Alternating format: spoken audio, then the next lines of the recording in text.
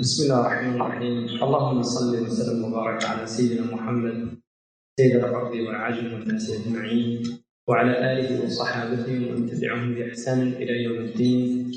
الحمد لله.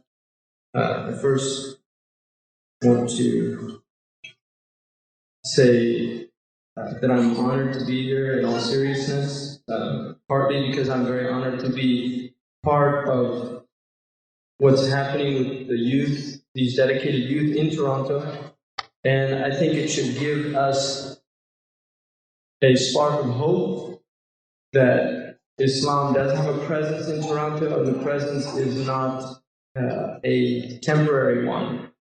And I heard a story once of some Muslims that bought a mosque.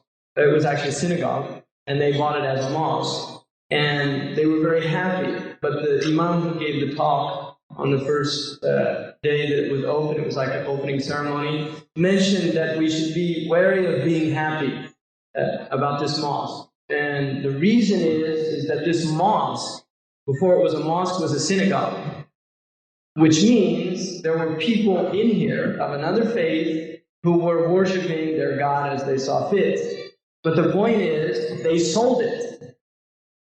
Which means that there weren't people to sustain the synagogue anymore. And so that should be a warning to us that the mosques that we build, the Islamic schools that we're building, that if there's not a generation to come after us to fill those mosques, and to commit themselves to the deen of Islam, and to send their children to the schools that are being established, then Islam will be in these lands like it was for the first generation of Muslims that came here. And a lot of people are unaware of the first migration. And if you've heard Suleiman Yang, Dr. Suleiman Yang from Howard, talk about the first migration, it's very enlightening to realize that in the first migration, the people who came from Lebanon, the people who came from many places in the Muslim world, Bangladesh, one of the first mosques in California was in El Centro, California. And I happened to live in that area. And I met a lot of people named Lydia Muhammad and John Saeed. And I asked them, how did you get these names? And they said, our grandfathers were Bengali farmers who came to this place, and they married Mexican women, and they built a mosque here. And I said, well, what are you? They said, we're Catholics. You see, because the grandpa died, and the grandma maybe she never became a Muslim, and she raised her children Christian. And now there's no mosque there. There's just Christians who have last names that reflect a Muslim heritage.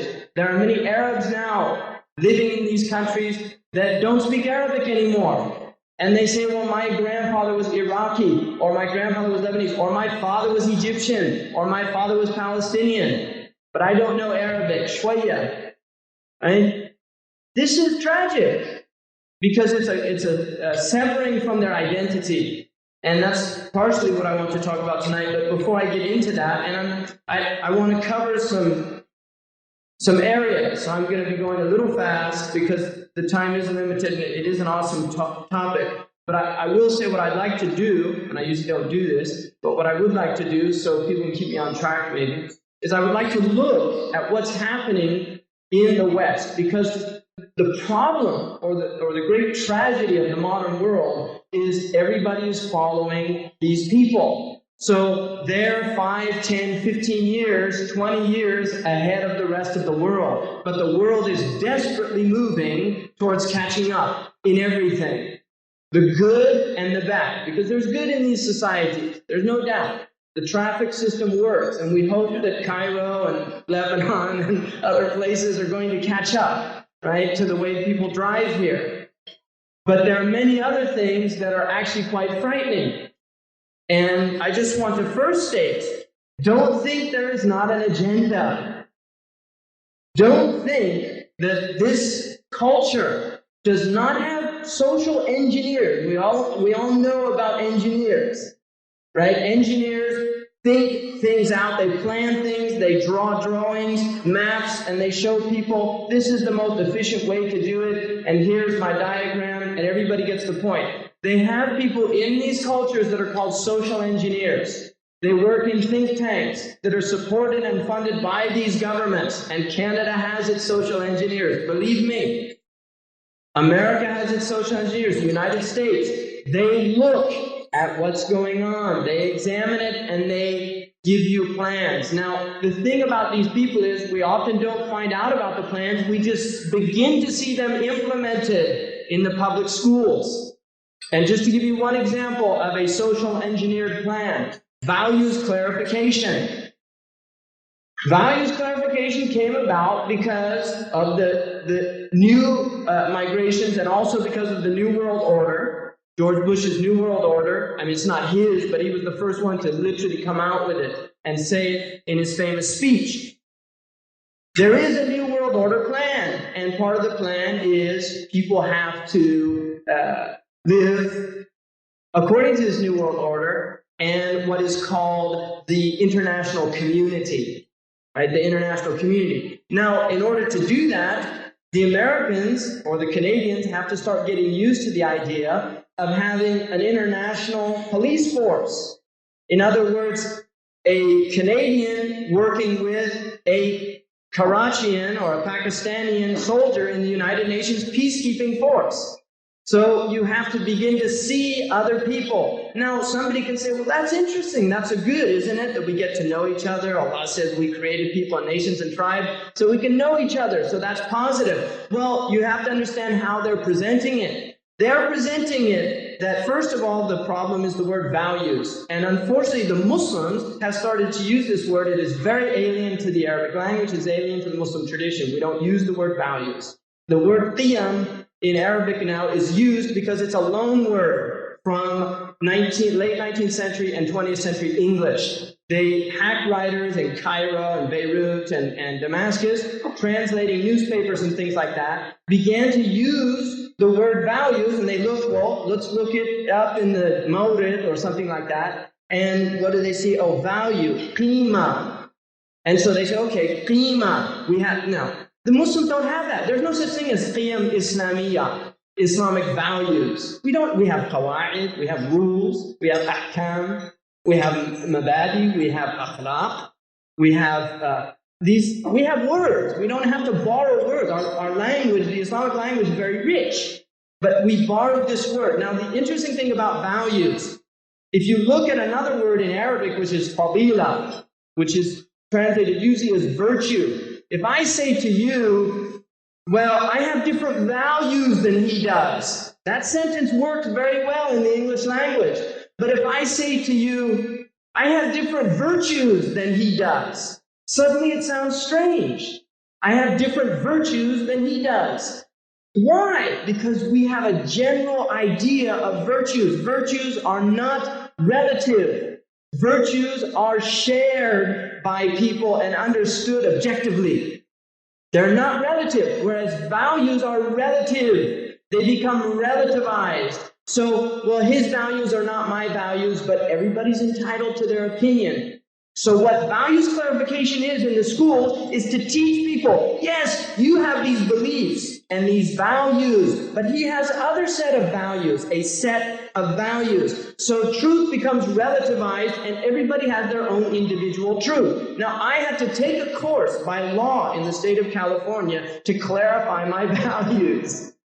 So the state is now clarifying for me my values. In other words, what he's telling me is, they're just yours. They're not universal. Don't try to impose them on other people. So when you see a homosexual, you have to recognize he has values too, and they're different from your values. So don't condemn him.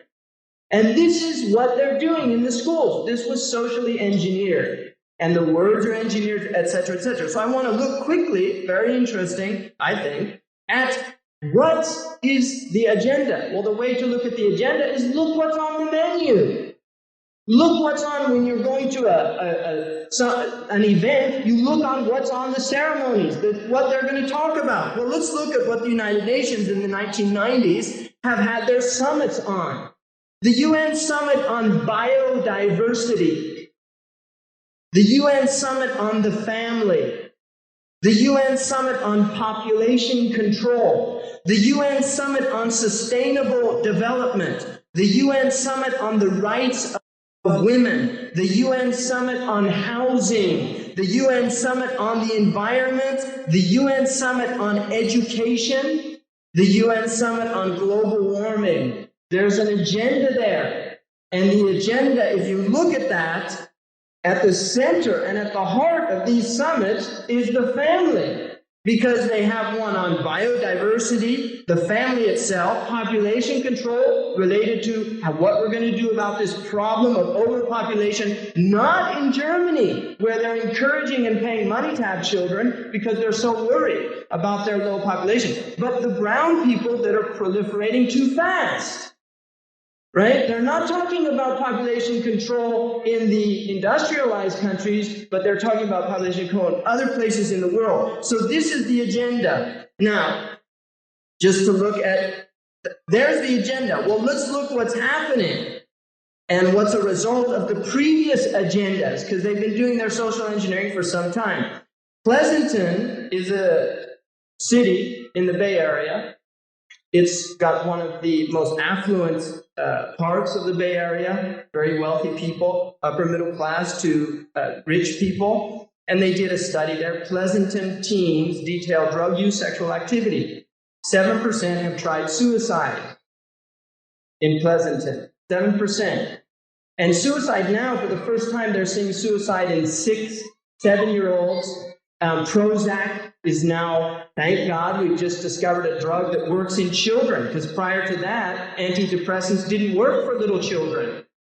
Right now, Prozac is being tested on children, so we don't have to worry about their depression anymore, right?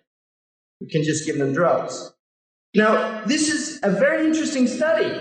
Used marijuana during the last month. Los Angeles, 21%. San Francisco, 18%. San Diego, 27%. Right next to the border. Right, Tijuana. That's where the marijuana, a lot of it comes from.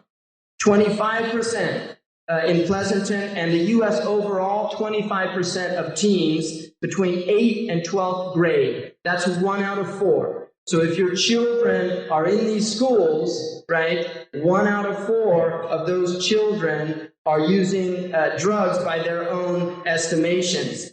In Los Angeles, attempted suicide during the past year, 16% between 8th and 12th grade. 6% in San Francisco, 10% in San Diego, 7% in Pleasanton, 9% overall in the U.S. That's their estimation. 9% of teens between 8th grade and 12th have attempted suicide.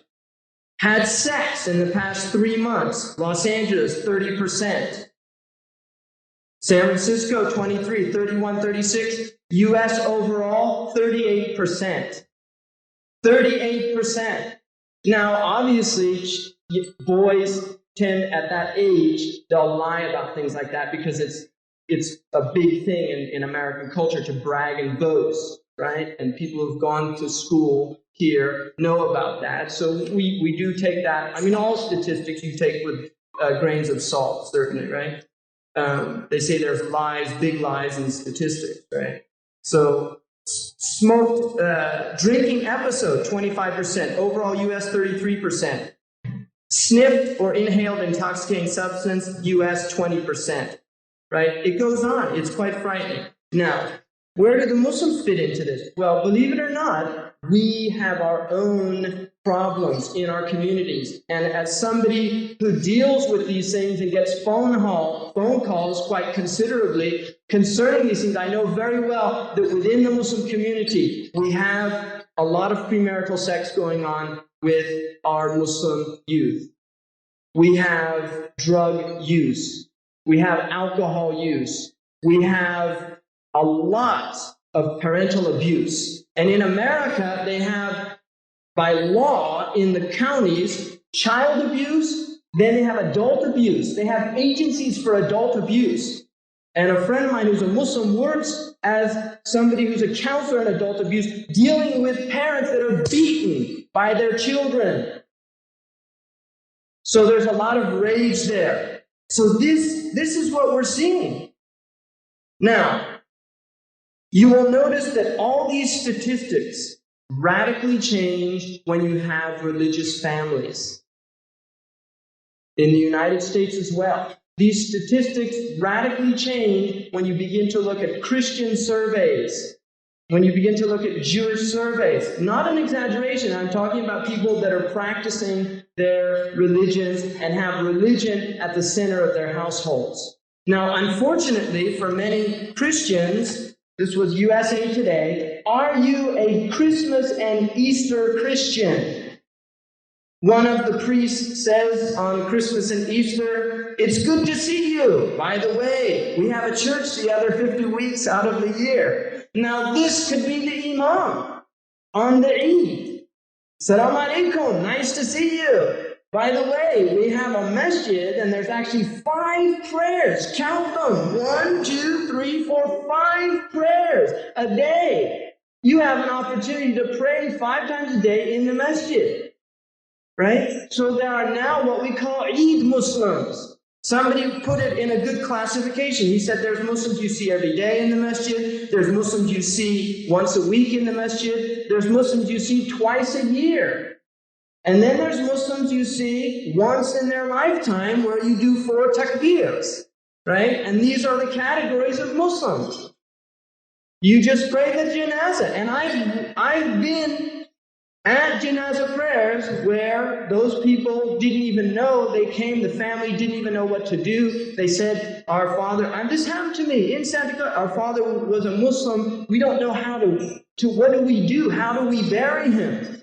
Is there a ritual? Do you have like something you do? They don't know. There are Muslims like that in the United States and in Canada and in the West. And there's Muslims like that, unfortunately, in many other parts of the world. So we have a very serious crisis on our hands. Now, if you look at what's happened in the breakdown of families, the first thing to remember is that the disintegration of community is one of the primary factors in destroying the family. The disintegration of the community. One of them is migration, moving. Corporations now control people's lives. They uproot people. There's very difficult times people have in establishing communities because they're moving and changing jobs constantly. So neighborhoods are not established. Neighborhood is part of a community. And so the destruction of neighborhood, which you still find in many parts of the Muslim world, is collapsing in these countries.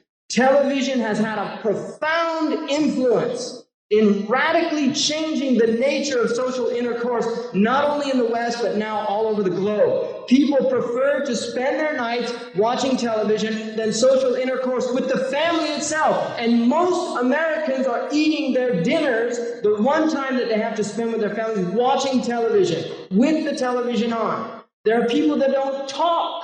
One study they said most people now in the United States have 5 minutes of meaningful discourse between them during the day. This is serious, very serious stuff going on. And people have to realize that. And the Muslims have to realize that if we follow them in their behavior, we will share the same symptoms of their diseased state. And this is what's happening. Now, just to look, if you look at what Islam has done, how to get out of this mess, right? The first thing, usra in the Arabic language means to bind. It relates, the word asir means prisoner. And usra is a binding factor. If you look in the Quran itself, Allah subhanahu wa ta'ala, one of the most important themes in the Quran is the raham, the arham. Every khutbah that the Prophet ﷺ gave when he married people, khutbatul al-zawaj, the Prophet ﷺ quoted the ayah, Ya ayyuhan nas, attaqu rabbakum alladhi khalaqakum min nafsin wahida. He created you from one soul, wa khalaqa minha zawjaha, and he made from it its mates.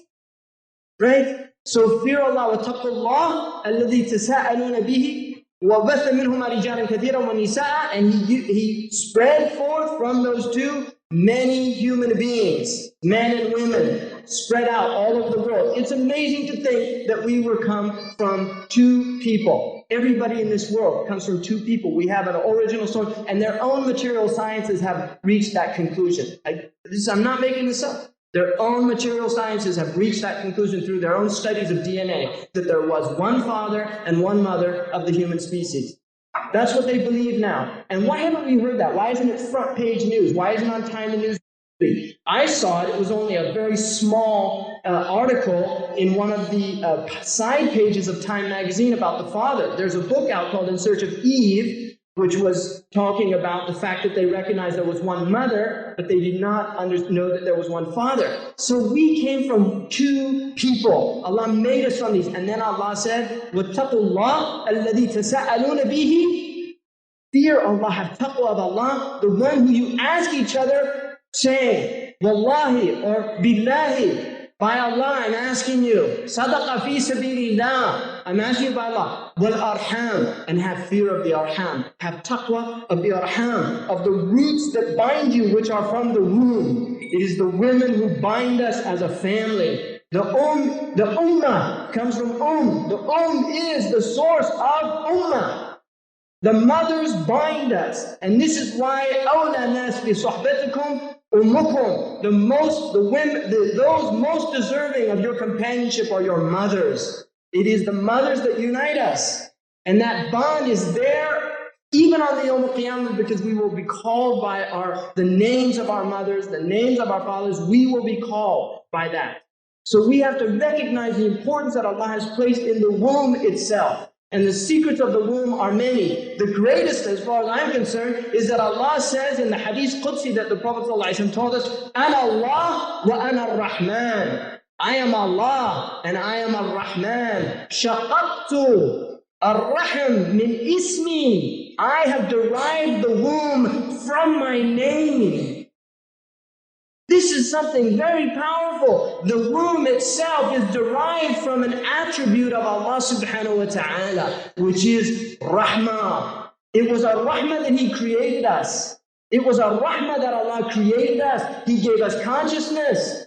He made us into peoples and tribes that we might know one another. It is a rahmah from Allah. The greatest rahmah is the Prophet ﷺ who came to guide us. Rahmatan lil alameen. He's a Nabi al-Ummi, the Prophet from the mother. Ummi means of the mother. That's what it means in the Arabic language. He's coming with Iman from a woman named Amina, the one who gives Aman. He's coming out of this womb, this blessed womb.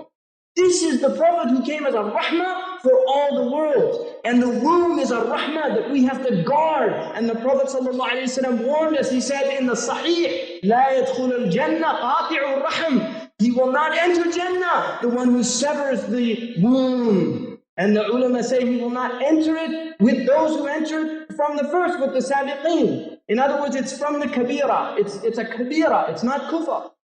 But he will not enter with those who enter from the first people. The fact that he disobeyed Allah and cut his womb, ties, his kinship bonds, this prevents him from entering into Jannah with the people who enter into Jannah. Subhanallah. So the womb itself must be guarded. Wattaqullah. Fear Allah, with arham, and have taqwa of the rahim, of the bind of the family. Why?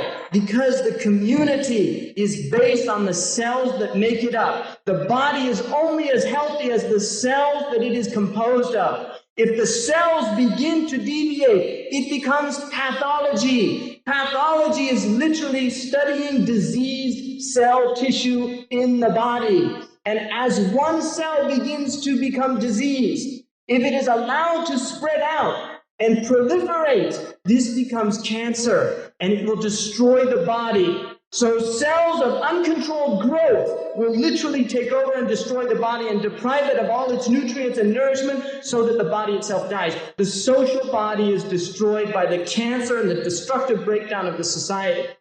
One of the interesting things that Dr. Cleary pointed out about the Arabic word for nuclear family, al-usra nawawiyya, right?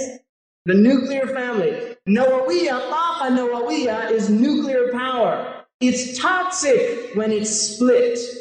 And a family that becomes split becomes toxic, and the poisons are spread throughout the community and the society itself. And this is what we're suffering from. We are suffering from the toxic result of the split of the family. The children in these cities that are killing people with rage, they don't know why they're killing people. They're filled with rage. It's an age of rage. And the Prophet ﷺ said one of the signs of the end of time, يَكُونَ الْوَلَدُ غَيْثًا. Children would be filled with rage.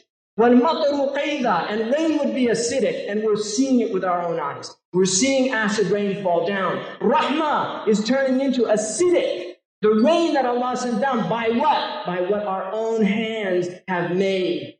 بِمَا كَسَبَتْ أَيْدِيكُمْ وَيَعْفُوا عَنْ كَثِيرٍ. He forgives so much of what He could do to us by what we deserve. So the destruction of the family is happening. We as Muslims know we have to guard our bonds of the womb. Now if you look though, when Allah subhanahu wa ta'ala says about jihad, about people turning away from jihad, if you turn away from jihad, what will happen to you? أَن تُفْسِدُوا فِي الْأَرْضِ وَتَقْطَعُوا أَرْحَامَكُمْ. You will sow corruption in the earth, and you will sever the ties of bonds of kin.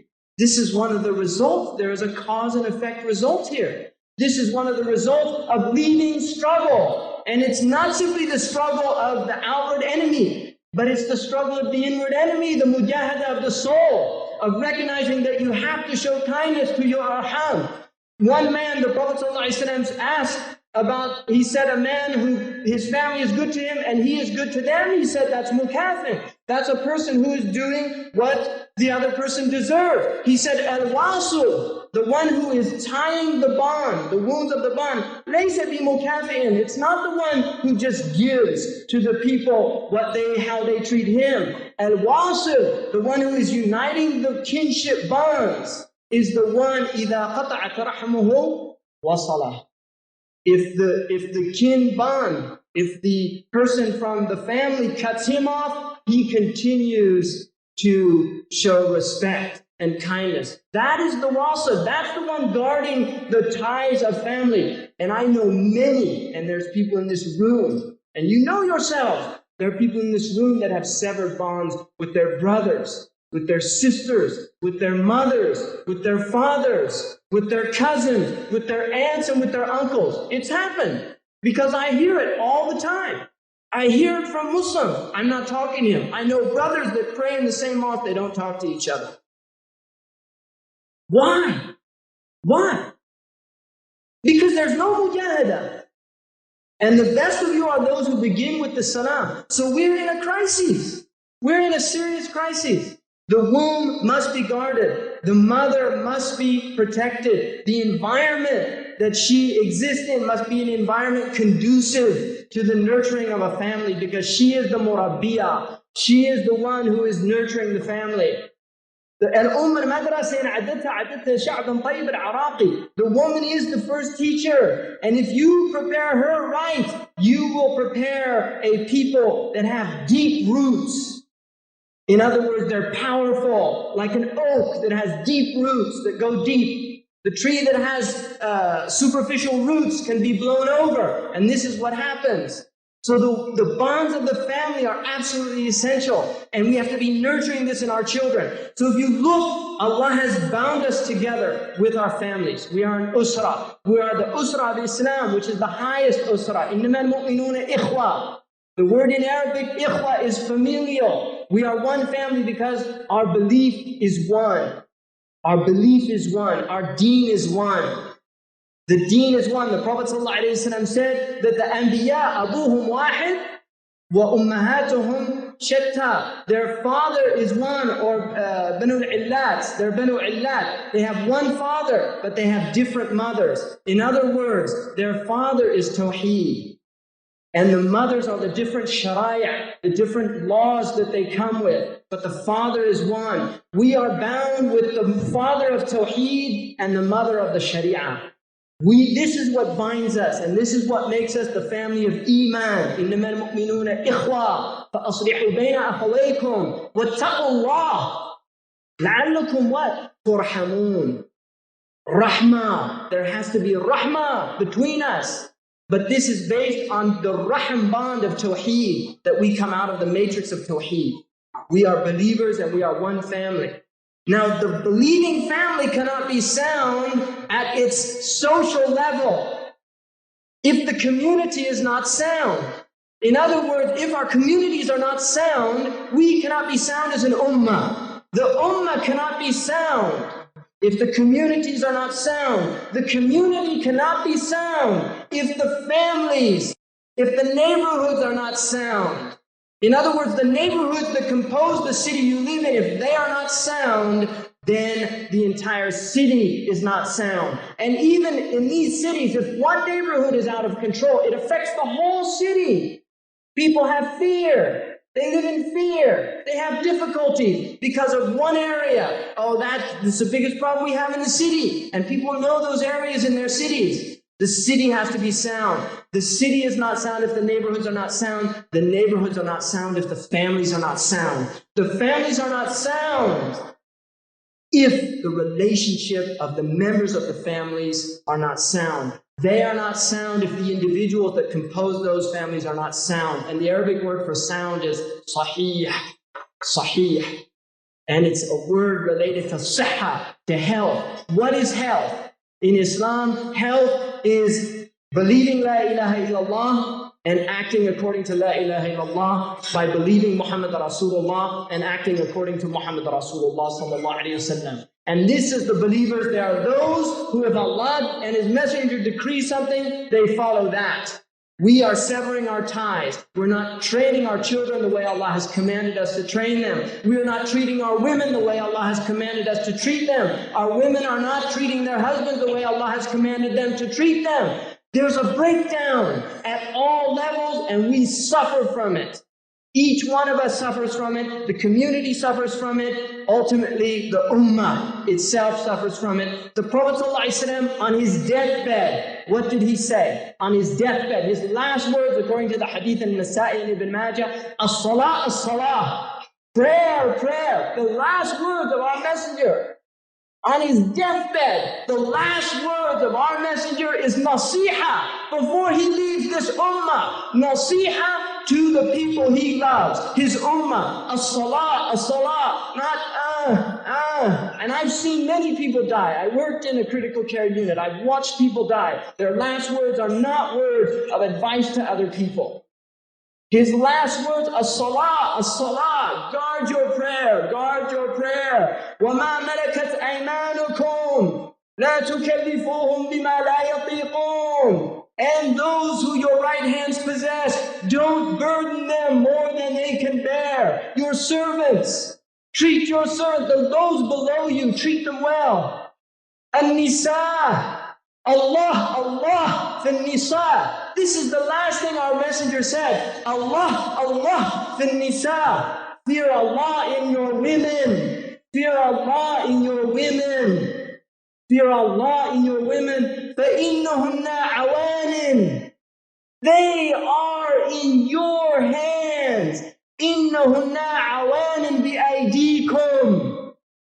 إِنَّهُنَّ عَوَانٍ بِأَيْدِيكُمْ أَسْتَحْلَلْتُمْ فُرُوجَهُنَّ بِكَلِمَةِ اللَّهِ. You have made the wombs that they possess halal by the word of Allah subhanahu wa ta'ala, because we marry with the ahad of Allah subhanahu wa ta'ala. And then he died. The last breath of our messenger. These were the words he said. Prayer, the poor and those lower than you, treat them well. And the last thing, your women. Why? Because they are the secret to the society. If you don't have women, if you don't treat your women well, you won't have children. If you don't have children, you have no society. You have no society, because they are the next generation. Allahu Akbar. Beginning with the prayer and ending with women. If your women are not praying in the houses, your children will not be praying. And I know many people who came back to the prayer because of seeing their mothers when they were young children, praying, reading the Quran. I've heard this from many Muslims. They remember the righteousness of their mothers. And I know one man, he was a physician, he went to study in Ireland, right before his mother left, she said, please pray, please pray.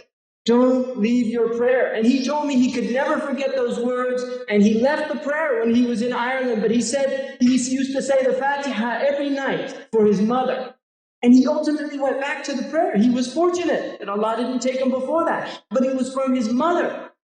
This is what we have to recognize. We have to preserve our women. We have to treat our women well. We have to treat our women with respect, and we have to teach them the deen of Allah, the rights and the responsibilities. They have rights and they have responsibilities. Look at the one ayah in the Quran. وَلَهُنَّ مِثْلُ الَّذِي عَلَيْهِنَّ بِالْمَعْرُوفِ. They have the same rights and responsibilities. They have the same rights that they have responsibilities. In other words, the same rights that men have, women have. And then it has to be ma'roof, in other words, in a good way. It's not just giving them their right. Here's your nafaqah.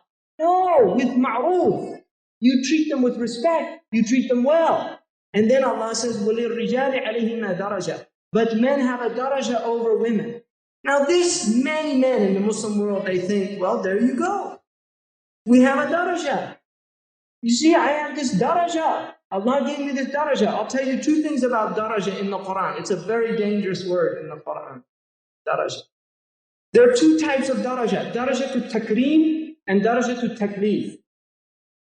Daraja to takreem is based on a gift that Allah gives to certain people with the prophets to whom He pleases. He raised some over the others, darajat. The highest is our Prophet ﷺ. And that without a doubt. But there is another type of daraja in the Quran which is based on qabul. In other words, that Allah says those who make hijrah and struggle in the way of Allah have higher daraja than those who didn't make hijrah and didn't do the mujahada. What is that based on? إِنَّمَا الْأَعْمَالُ بِالنِّيَّاتِ. It's not based simply on doing the act, it's based on that the act was for Allah and it was accepted by Allah. Now the other daraja is taklif.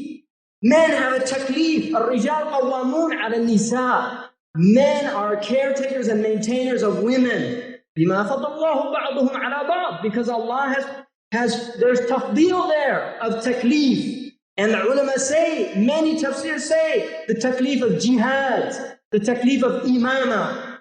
Well, where's the jihad now? Where are the men doing jihad? And where are the men establishing the khilafah? Therefore, where's the daraja? Where's the fadl? Where is it? You show me. Amongst the men, where is it? The Prophet ﷺ said in a hadith to one of the women, she's called Wafidatul Nisa.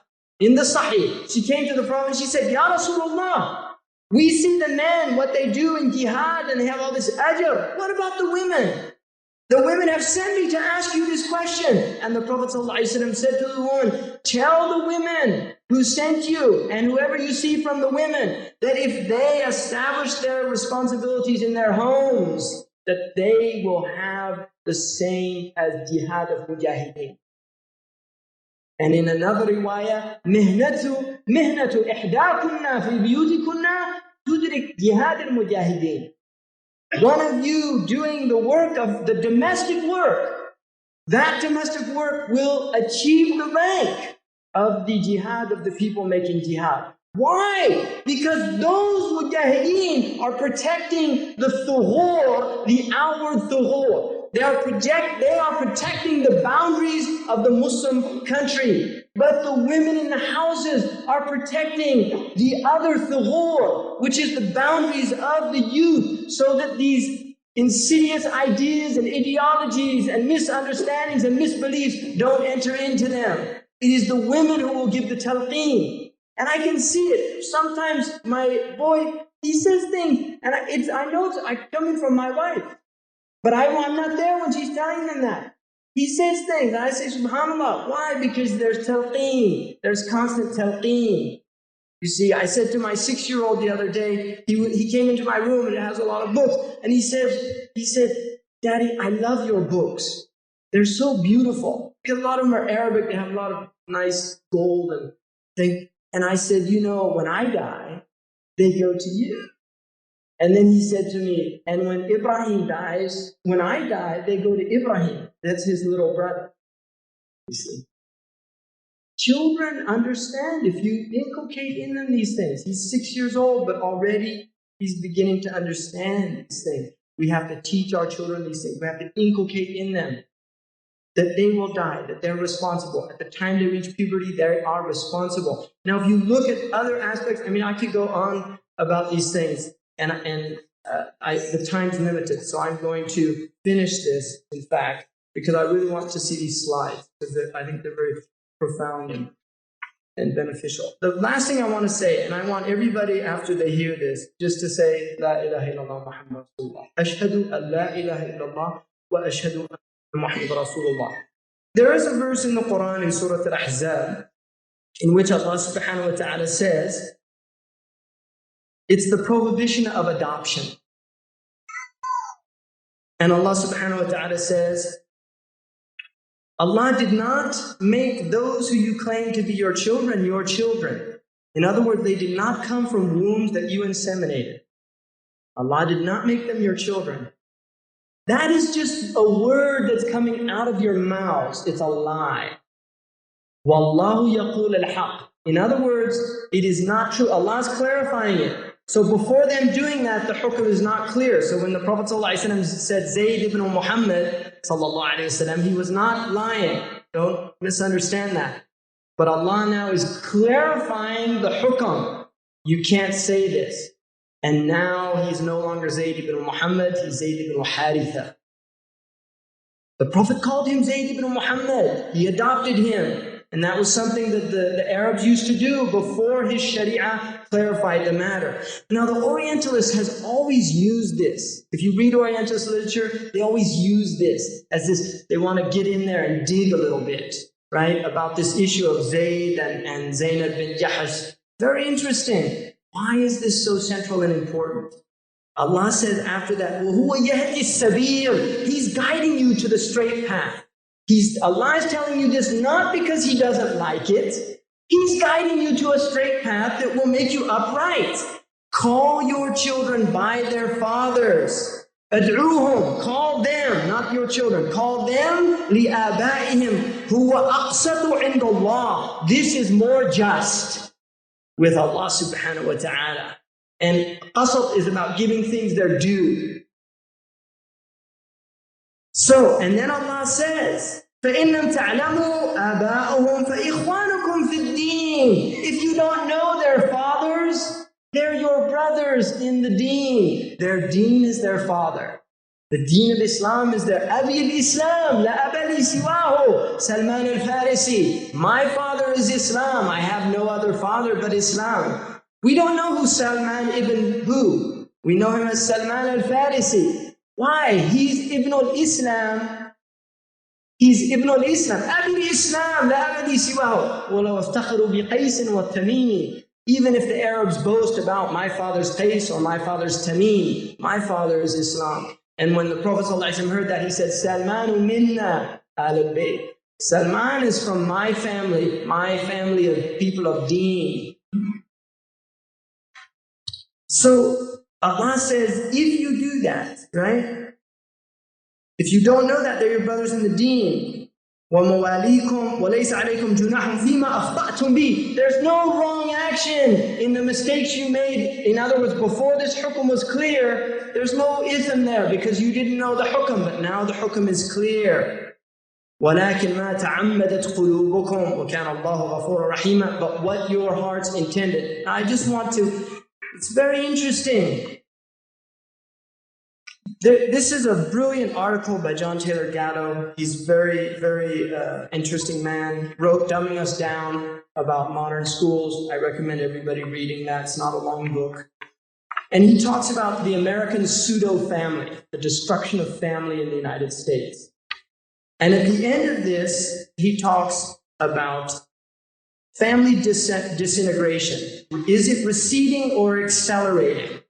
The American adoption foster care business, larger already by a factor of 4. It's 4 times great factor of 4. So how many? Who's mathematician? I can't.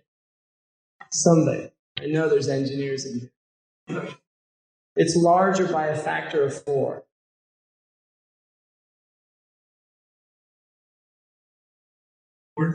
It's 4 times. Yes. Okay. That's what I. 4 times. So it's larger by a factor of 4 than all of the world's competing adoption businesses combined. There's more unwanted children in the United States by 4 times than the rest of the entire world we live in. What that is news for the future, because everybody wants to be just like America. Right? Now look what he says about this.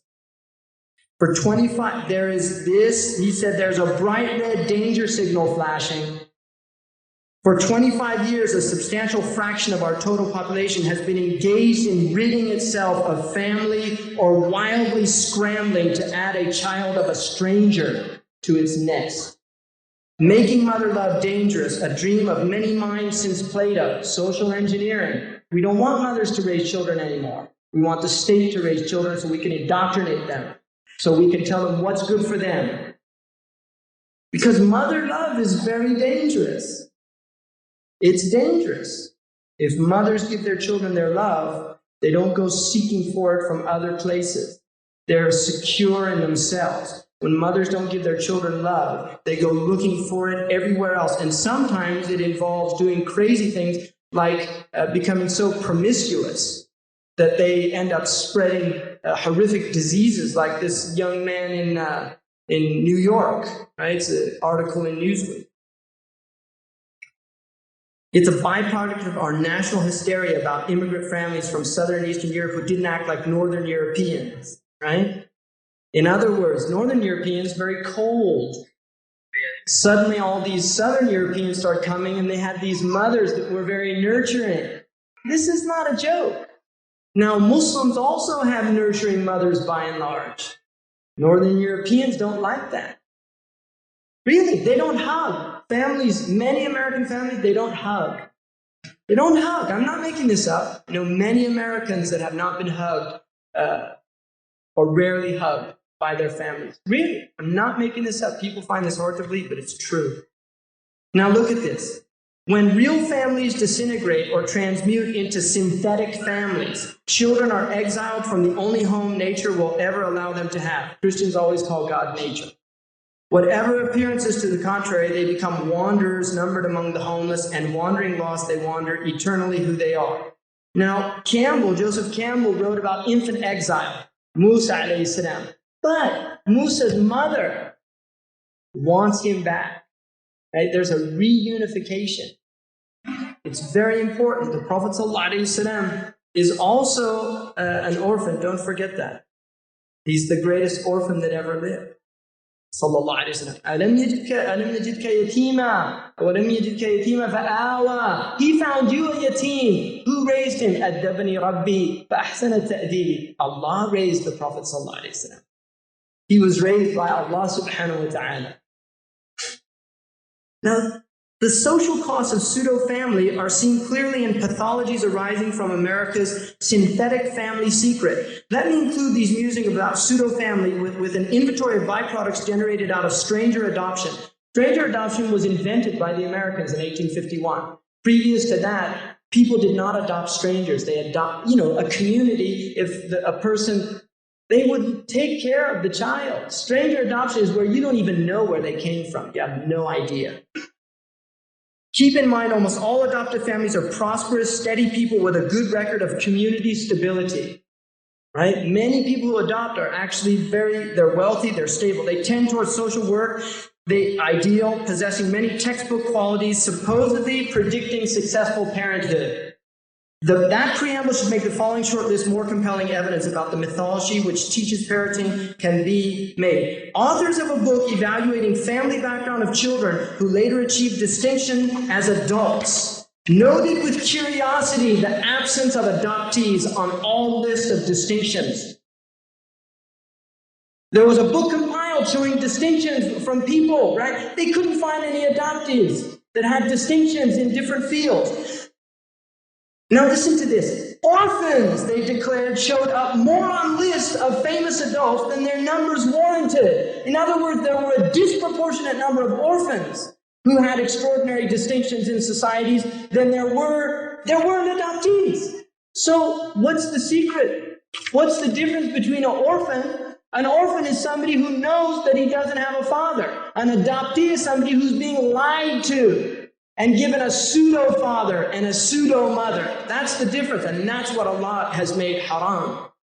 Now listen, it raises the question, wrote the authors, as to the reason for the absence of unusual achievement amongst children who never knew who their parents were. It is a question, as far as I know, never answered. Orphan Voyage, an adoption research organization, is frequently asked for help in compiling lists of famous adoptees because, as the Los Angeles Public Library put it, names seem especially difficult to find. Orphan Voyage replies to such requests the same way. 35 years of operation have failed to turn up sufficient names for such a list.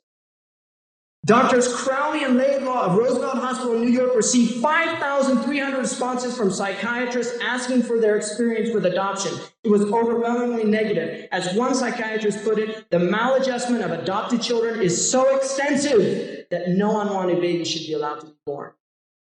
Science magazine reported to a Danish government study of nearly 4,000 adopted adults that concluded with these spectacular numbers. The adopted group showed 41 criminal convictions for every 100 adoptees. 41 criminal convictions for every 100 adoptees.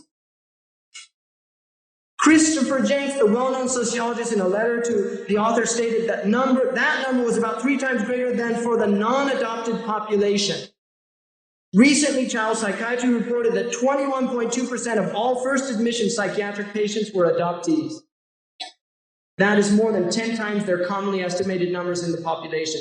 The 2 leading mass murderers in U.S. history were both adopted as children. The bestseller and the band played on fingered an adoptee, Gayton Dugas, as the typhoid Mary of the AIDS epidemic. Dugas, dubbed Patient Zero by the Center for Disease Control in Atlanta, slept with about 2,500 sex partners, many after he had been diagnosed contagious. It's my right to do what I want with my body, he asked, when asked to desist by doctors. In the middle 1970s, 3 small European states, once leading adoption nations, set out to make mother love a little less dangerous by asking circumstances of new mothers pleasant enough to convince them not to abandon their babies. In 10 short years, Sweden, Norway, and Holland cut the rate of domestic adoption to nearly 0 because they saw that adoption was having disastrous effects on the adoptees.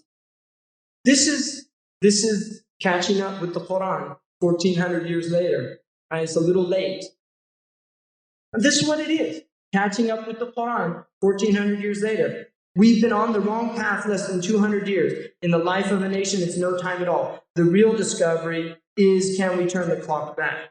That will require our government to follow the path that Sweden, Norway, and Holland have done, and it will probably require our corporate economy to recognize that emotional rationality is considered more important than accountant rationality. Only then can it begin to reorganize to produce human quality by keeping families intact, instead of producing maximum material profit by destroying them.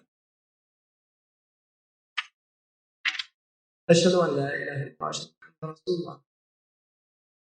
Wallahi, this is people we should rejoice. Abshiru. Allah sent us guidance 1,400 years ago, told us don't do this, do that. Why?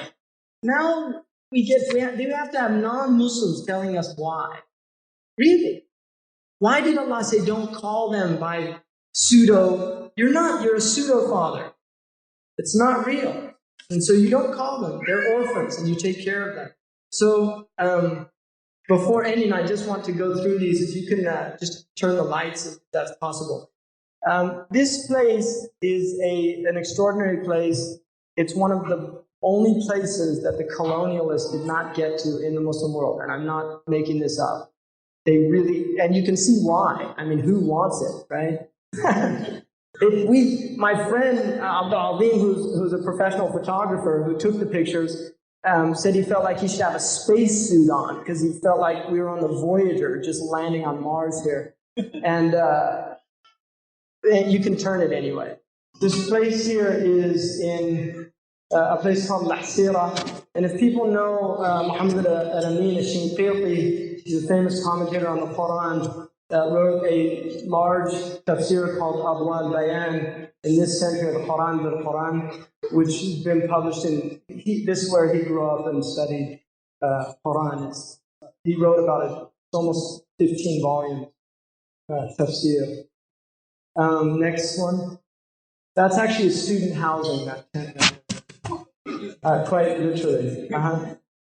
This is Shaykh Abdurrahman. He's a mufti who works for the United Arab Emirates. And that's also where he grew up. And he was just visiting with me. He's one of my teachers, and he's the son of Farhad. Could you tell me? This is Shaykh Abdurrahman praying. This is a guest house for the school we visited there. And then the tent was down. It's usually higher because it's very windy that day. Next one. This was a man welcoming us there. But he really was. Next one. One of the students there memorized the Quran. Next one. These are all students that are studying. If you notice on